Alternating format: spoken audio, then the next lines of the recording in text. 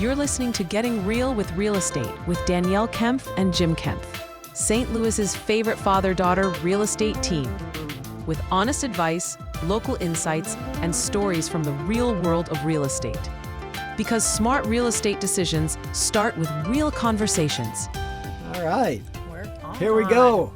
Back at it again. Welcome to the podcast. This Hello. is episode, do we know what episode number this is? We're getting close to number 50. I That's don't know awesome. exactly what number this is, but we're getting close to 50. Wow. So we're going to have something fun for that one. I hope so. The big 5-0. You know how that feels. Good. That wasn't today's joke. I didn't know we were going there. All right. Well, kind of threw me for a loop on that one. So, I should have saved that. was this the part where I was going to talk about you being cranky today? Danielle's been a little cranky today, guys. I have been cranky today. She's had a lot going on. Got a lot of deals that need some buttoning up. But you were cranky yesterday. Man, I was a piece of work yesterday.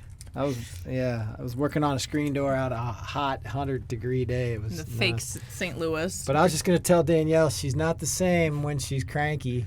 So I don't know if you guys can see that. It's probably backwards and upside down, but I'm giving her Snickers. I'll eat that later. So she can, relax a little bit. Yeah.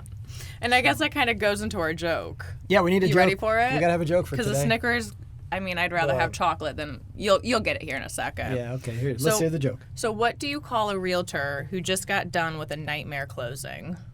A cranky realtor. Almost. A well-seasoned professional with an extra glass of wine. Ah, yes, indeed. Or in my case, an extra couple chocolates. So I'm a chocoholic. I've had those deals too. I've been both sides of those deals, the wine or the Snickers. Yeah, wine works. A glass of whiskey works. Just chocolate whatever. always works. Yeah, it does. It's all good. All right. Well, so today we're gonna be Mythbusters today. We are. We're gonna talk about some common myths in the real estate business. Just a handful of them, and just kind of have some fun with this one. Yeah, it should be kind of fun. So, our first one. am I going to ask you, or are you going to? I'm going to ask ask me? the first Oh, one. you're asking the first question? Are all agents the same? Are all agents the same? I'm going to say no. Good answer. And there's a lot of different reasons, but I think I'd say you got to look at experience, you got to look at communication ability, you got to look at an agent's how responsive they are, how flexible they are. Okay. What else? How they don't get cranky. Oh, well, I was going to say No, that's you can probably be part of cranky. it is because you get involved. I mean, Being we cranky is try part of it. not to be too emotionally invested in it, but it's hard to not do that in some deals. Yeah, I think the biggest part about working a deal is just being a calm, cool, collective voice in the transaction. Yeah. And that's what we all do. Now, when we're off the phone, you should hear us talking to each other. But you gotta be. That's the key. Yeah. We take the emotion We're out all of on it. the same side of this Yeah. as real estate agents. We have clients who want to buy. We have clients who want to sell. We're just trying to really be the ringleaders in this whole transaction because there's so many moving pieces that we're just trying to be the circus ringleader in the middle of it. Yeah, like the cat herder. Yeah, like Something a cat like herder. that. So, okay. Well, that was a good one. That was a good one. And so I'm going to tie that in. I'm going to do question number 2 because you are. brought it up as one of the things that, makes agents different. You talked about experience. Yeah. So true or false, fact or fiction, all or new agents don't have the know-how to successfully close a deal. Oh, boy. Because we've all been new agents once. Yeah, everybody's been a new agent. Got to start somewhere. I'd say that depends a lot. Of course, having worked at several hundred deals makes it a lot easier, right? Mm-hmm. And you've seen a lot of things. But even at that, we see new stuff every single day. Oh, yeah. So there's a lot of times where we could be a new agent because of the situation is new, and we've like, holy cow, I've never done that before. Yeah. I think in general, I don't know. I'm going to say it goes on the training. Yeah, you're the newer one of us. So what do you think about that? I would say it has to do a lot with the company, with the agent's training. I mean, if they are green as could be and they haven't even started training with their company or know how to properly write a contract, then there's going to be a lot of hand-holding in that deal from an experienced agent side of it. Yeah, and But so in that case, there's a big difference. There is a big difference. But if the agent has, the support of their brokers behind them, then you just go to the broker. And I mean, it's I would agree. as smooth as can be, but you just have an extra person kind of helping you along. Yeah. That's how I'd put it. I'm always going to hang my hat a little bit on experience because I'm old. Oh, yeah. But yeah, I mean, that's, it doesn't mean a new agent can't take good care of you. Yes, I guess is what agreed. I would say, and right? some new agents, I mean, having been a new agent more recently than you, you said it first. You think? You started with the 60 thing. Or the 50. 50s. I did start. I hit low there. I gave it away. All right. Oh, you got me off my train of thought because I was going to say something pretty good to that. Okay. Well, Anyway, that's all right. okay. We'll figure it out in the next one. All right.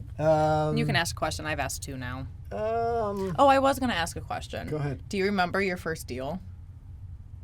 Do I remember my first deal? Yeah, I think I think so. Okay. Buy or sell? Buyer. Okay. So, you want me to tell the story? Yeah, make it quick. I'll but make yeah. it a quick one. So, I actually, I was in the car business before, right? Mm-hmm. So, this was one of my first, it may have been my very first. But anyway, this is the first one I remember. So, I went down to Dave Sinclair Ford Okay.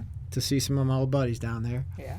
And it was Tommy Detweiler, who we were chatting or whatever, and he grabbed one of his salesmen. His name was Justin Fuller, and he goes, "Justin, come here." He goes, "This is Jim Kemp. He's a realtor now. He's gonna help you buy a house." And that's how it got set up. Well, there you go. Honest to God, Justin's awesome. He's still down there today. Tommy's down there too. So yeah, I think that's the first was your one first I remember. deal? Yeah, Okay. I think I kind of think it was. Okay. But it's one of the very first that I remember way back in the day. Yeah. So yeah, Yeah. Okay. funny story. Anyway, I just So- thought I'd ask. Okay. Well, so let's talk about this one. Real estate. We were talking about agents and stuff like that. So real estate agents will say anything to make a sale. What do you think about that? Ooh. What do you think about that? Ooh. Well, I think that goes back Tell to the the first truth. question of are all agents created the same? I'd say it goes back to that one because I'll give you that. we try to be just honest with our clients. There's no need to, kind of fib or say anything that doesn't help us help them. Yeah. I do think there are some agents out there, especially like on a listing side, final dollar, that list price, what the seller's going to net, that's a big thing for a lot of sellers. And I think some sellers kind of, when going into listing presentations, they might just say that higher dollar amount just to get, their foot in the door. And then Oh, I see what you're saying. Yeah. that's kind of where I'm going. That's you. my thought of this. They'll do anything, get they'll the deal. overinflate the price knowing they just want to try and get, to sign up. So Yeah. I'd say some will. Yeah, well, it's. I think it's just like in any other industry. There's always a couple of, I'm just going to say it, bad apples Yeah. that'll do Yeah. stuff like that. That's obviously so. We're part of the National Association of Realtors. We are realtors. Yeah. We Have a code of ethics agree, we abide by. Right. We agree to that code of ethics, right? So that And we're held accountable to it, too. Absolutely, we are, and so that's one of the things. I mean, what you just described is against the code of ethics. So that's a big thing if people do Yeah. that. But the bottom line is, like, and I'm going to go back to this kind. We don't sell houses. Like We help people. the house sells the house. When we're working with buyers know what house is the right house when they walk in them. Within a pretty minute. much, right? The Yeah. house sells the house. We don't try to like stuff somebody in a certain house just because of a whatever, a commission or whatever, whatever it might be. It's got to be the right house. So Yeah. if I'm working with a buyer, I don't care which house I sell them. Yeah. Right? I know we're going to get them into a nice house And a that they good house. like. Yeah, because we talk with our clients too, and we've talked about it before on this podcast, where Jim puts on his dad hat, where he becomes your dad and not your real estate agent. And if he wouldn't let his daughter buy it, he'll tell you that. Yeah, I've told a few people that before. Yeah, and we also tell our clients that we don't want to get them into a house, especially our buyers, and for one reason or another, they call us a year later, say, hey, I got to sell, whether it's a promotion or, a job relocation, whatever it may be. But we want to be able to get them out of that house then, and get their money back. We don't want them having to write a check for closing a year later if it needed to be that way. Yeah. So, yeah. Okay, so we debunked that myth. We debunked that At least on the Kemp team. On the Kemp team side. So you want to ask another one? I can ask another one. Okay. I guess. Do real estate agents get kickback from lenders, inspectors, or other vendors? They better not. No, absolutely not. And why not? Because it's against RESPA. And what does RESPA stand for? Oh, gee, Merry Christmas. The Real Estate Settlement Procedures Act. Real Estate Settlement Procedures Act. Okay. That was put in play, I think, back after the Depression. I think you're right. The recession, depression, whatever. We got the depression from 2008 to 2009 or 10. That was a depression for a lot of us. But that was the recession. That was the recession, but it felt like a depression. We had a lot of Snickers and wine back then. Yeah, back then too. But that's something that just is like, that's an integrity thing in my book. I don't. When we recommend a vendor to our clients, it's because they're good at what they do, and we know them, and we like them, and we trust them, and they're going to take good care of our clients. Yeah. So that stuff doesn't happen. That doesn't fly. No, here it doesn't. Okay. So changing gears from real estate agent to the real estate transaction. Yeah. All right. So go ahead. When do you get pre-approved? Do you do that after you find the perfect house? No. If you want to be too late, yeah. Yeah. Especially in today's market still. That's a good one. No, you want to do that way before day one. Day before 0. Day one. Right. That's the first thing you do. Mm-hmm. Or it could be second. I mean, if you know a great real estate team and you don't know a good lender, we can help refer you to a great lender. Or if you know a great lender and you also know a great real estate team, it could be 1, 2, or it could be 1, 2. Yeah, we sit down and talk with a lot of buyers first, right, and then help them get pre-approved. That good lender to kind of like what we were talking about with the not taking kickbacks. We want to get our clients in with people who we trust. Yeah, for sure. So that's super important. Yeah, you need to have the money before you're writing the contract. That's the first step. Absolutely. Yep. Which one? You ask one. Okay, how about this one here? Okay. So if you're looking to buy a house, let's say. Okay, I'm buying a house. You get a better deal if you go straight to the listing agent. Ooh, that's tricky. That's dangerous, is what I think it is. Yeah, well, yes, and thinking of who has your best interest at heart. Well, here, the listing agent is working for the seller. They do. Right? Mm-hmm. I mean, that's their job. So how are you going to get a better deal working with someone who's working for the seller? Well, that's true. I guess the question is, do you want representation from that agent or not? Well, or dual agency is allowed. It's allowed in the state of Missouri, where a dual agent works for both parties of the same transaction. But don't you want somebody working on your side? Yeah. Someone who knows you before they know the seller. That's what I'm thinking. I think that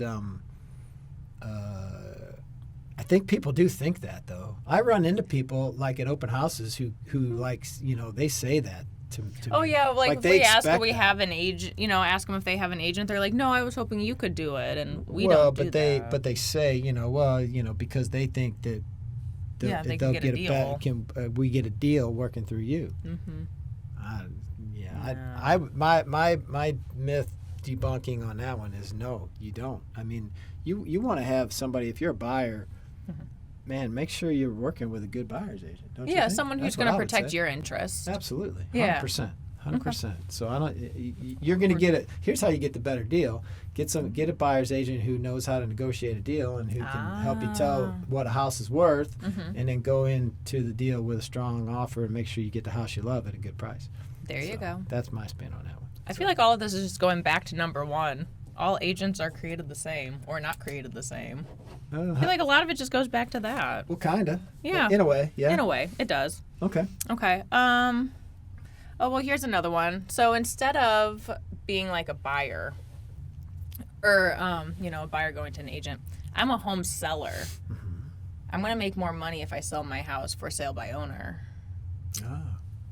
Why?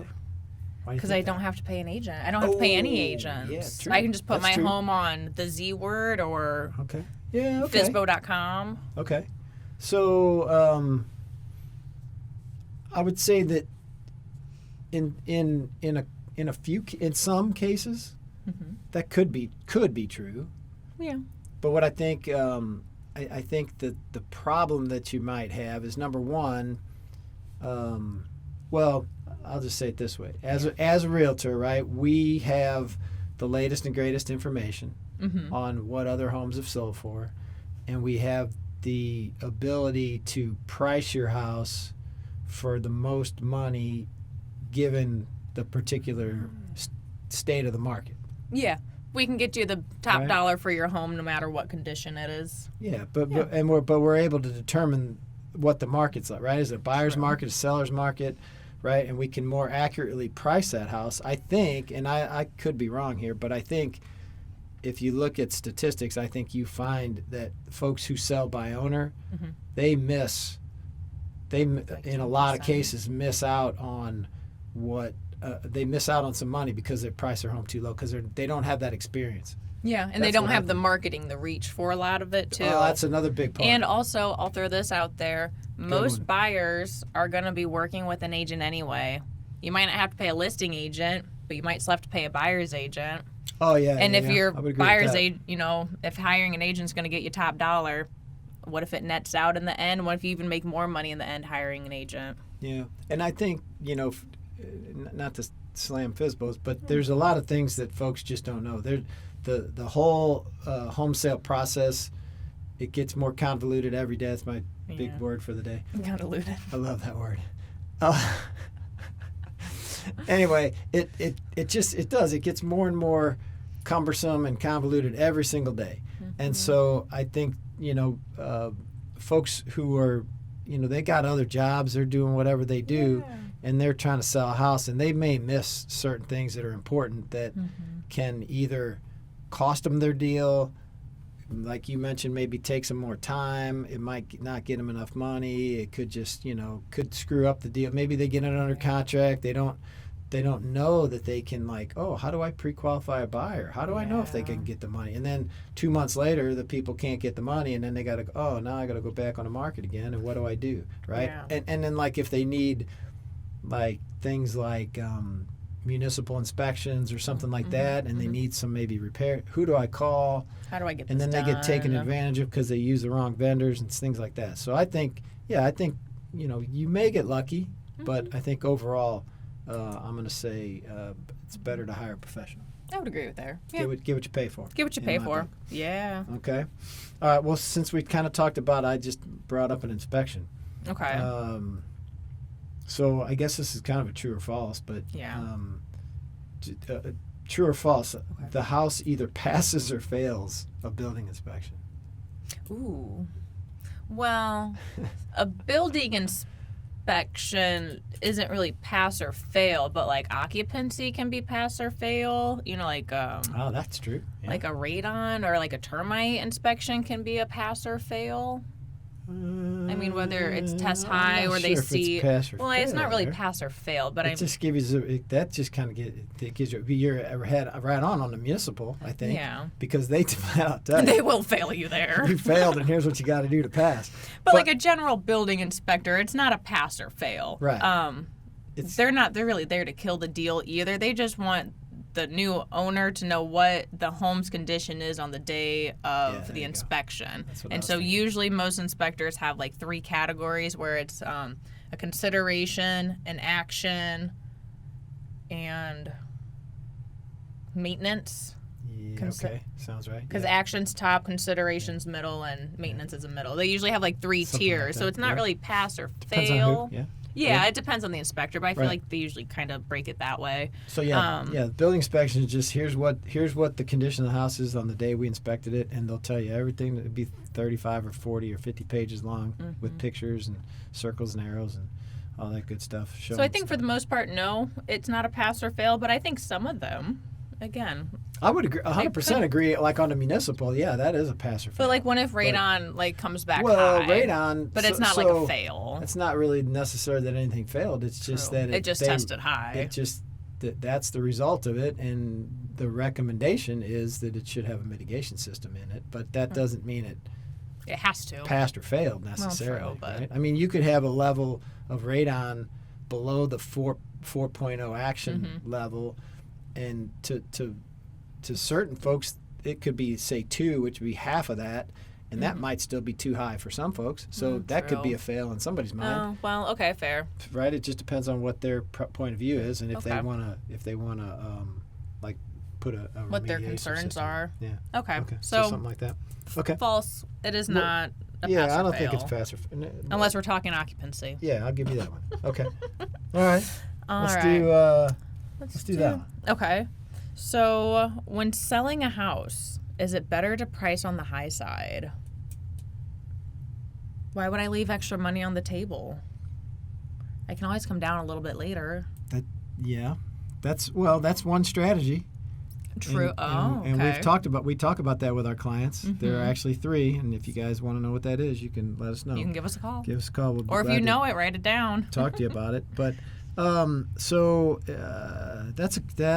a good question. I think it kind of depends on the market. Ooh, that's where I was gonna go. Because when you started, that's what you did. Well, that's just the way people always did it, right? That was the common way of pricing real estate because they're just gonna offer me less anyway. Right, that's what everybody used to say. Feels like the old school, like if you bought a car like 10 years ago, that's how it was. It's just that's how it was because nobody got list price way back in the day, right? Because in a balanced market, you're probably not always going to get that, right? Some will, some won't. But like since COVID market, I would say that it's probably not the best idea. Again, it is a strategy that can work for you, but I would suggest that you're better off pricing it closer to the actual value, or even in some cases, if you really want to create a frenzy, you price it even a little under, and the market will bid it up. So I think if you price a little too high, especially we're seeing it now, the house sits on the market longer, you're paying holding costs longer. You're typically, then you become that house that has the, what's wrong with it house, right? If it's too long. So I think in the end, you get less money. Would agree with that. As a percent of your list. Yeah. So that's what I would say there. Fair. So all right. Price it more, I think, where it better should off be. Where it should be. That's all. This is a good one here. It's a good one. So I'm gonna sell my house, right? I want to sell my house. Okay. Get ready to. And we're gonna price on the high side. We're going to price on the high side because we're going to put a new kitchen, new bathroom in. Ooh. Or one or the other, or maybe both, or whatever. What do you think about that? Is that a good idea or a bad idea? Ooh. Well, so we said it a little bit earlier that we can help get you top dollar for your house no matter what condition it is, which is true. If you have some extra time and, want to do a new kitchen and bathroom, I mean, I don't think it hurts. But I do think that there's not usually the return on in the investment that you get with redoing those for a couple different reasons. They're expensive to do nowadays, unless you can do it yourself, in which case more power to you. Yeah. But also you can't, not everybody has the exact same taste. I mean, the white cabinets are still in. They're easy nowadays. I mean, what if you put in a brand new white kitchen and a white bathroom and the buyers come in and they're like, ooh, well, they don't have any of the wood because wood's also kind of coming back nowadays. And I really wanted wood and, man, I'm going to have to redo this whole kitchen. And so they're either A, not going to be interested because you priced it on the high side because that new kitchen bathroom, or they're, Yeah, I don't think you need to. Well, I think it can depend, but you said it exactly. If you statistically speaking, a new kitchen does not pay back. A lot of people think this: I put $30,000 into my kitchen, so I should make $40,000 on the house, right? That just is not the reality. No. So what really in practice really happens is people on average, and I don't know what the number is, but you probably get about somewhere in the 60 to 70% payback range of what you put in. So if you put in 30, you might, if you get 70, you get back 21,000. Okay. Right? Yeah. In terms of increased sale price. So you're not going to get 100 or more % of what you spent to redo that kitchen to put your house on the market in almost every case. Now, you said it though, if you can, so if I'm paying a contractor, right, top dollar for the work that they're doing to put it in there, that's going to be a huge bill, and I'm not going to get my money back, so it's better off to not do the kitchen. But if you can, if you're handy, if you know how to do a lot of that stuff, if you got, whatever, you got an uncle into business or whatever. Dad. Yeah, dad can help you or whatever, and you can actually do that and Keep the labor costs down. Keep the cost down. Sure. Then, yeah, it might be an idea. But I cut you off, but I was going to say go ahead. paint and landscaping are probably the two easiest and biggest bangs for your bucks if you're really talking about doing a couple projects before listing your house. Yeah. Paint and some landscaping. Yeah, and lighting. I mean, just make sure all the lights are the same color, but that's easy enough. I'd be cautious doing kitchens and bathrooms. Maybe if you really have to have them done, but you got to be reasonable in what you spend. Yeah. And there's an enjoyment factor. I mean, you can spend, that's the other ungodly amounts on a jacuzzi tub, and a buyer, they don't care. It's like a it. pool. Right. Some people love a pool. Some people see the headache and maintenance of a pool. Right. So I would say talk to somebody before you do that. Yeah. Talk to us before you do a kitchen and a bathroom. We'll kind of let you know what we think it could cost. I mean, what you think you could get for the house the way it currently is versus maybe doing that. Because it does happen where people walk in there and you just put brand new cabinets in. Or flooring and people or something. walk in there and they'll go, well, the first thing I'm going to do is change every one of them cabinets because they're ugly. So it's not necessarily good. So we got one more, I think. We got one more, and then we'll kind of wrap get this thing wrapped up. And this is a big one in today's age. The less commission a seller pays to the real estate broker, the more money they make. Well, it sounds good. Sounds true. Sounds good, but what I would tell you, I think what I would tell you there goes back to the agent's experience, because I think what happens there is people think that if an agent's maybe kind of inexperienced, maybe they're not able to defend their commission, and so they do it at a cut rate, and then guess what happens? You get cut rate service.